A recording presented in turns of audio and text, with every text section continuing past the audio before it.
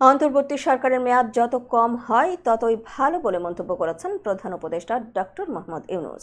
বুধবার আজারবাইজানের রাজধানী বাকুতে COP29 সম্মেলনের ফাঁকে বার্তা সংস্থা এফপিকে দেওয়া এক সাক্ষাৎকারে এই মন্তব্য করেন তিনি। ডক্টর ইউনূস বলেছেন, নির্বাচনের আগে সংস্কার করা হবে, আর যত দ্রুত সংস্কার শেষ হবে তত তাড়াতাড়ি নির্বাচন অনুষ্ঠিত হবে।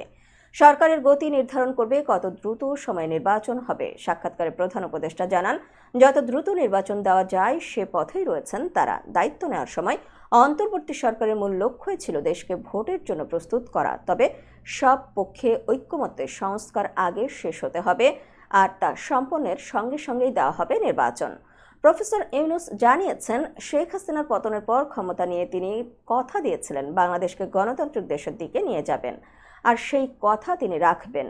ডক্টর ইউনূস বলেন, এটি একটি ওয়াদা। আমরা এই ওয়াদা করেছিলাম যে যত দ্রুত নির্বাচনের জন্য আমরা প্রস্তুত হব, আমরা তত দ্রুতই নির্বাচন দেব, যেন নির্বাচিতরা ক্ষমতা নিতে এবং দেশ চালাতে পারে। তিনি জানিয়েছেন, সংবিধান, সরকারের গঠন, সংসদ এবং নির্বাচনী আইনে যেসব প্রয়োজনীয় সংস্কার আনা হবে সেগুলোতে সবার দ্রুত সময়ের মধ্যে একমত হতে হবে, যেন তারা দ্রুত ক্ষমতা হস্তান্তর করতে পারেন। ডক্টর ইউনূস বলেন, আমরা হলাম অন্তর্বর্তী সরকার, তাই আমাদের মেয়াদ যত কম হওয়া সম্ভব তত কম হওয়া উচিত।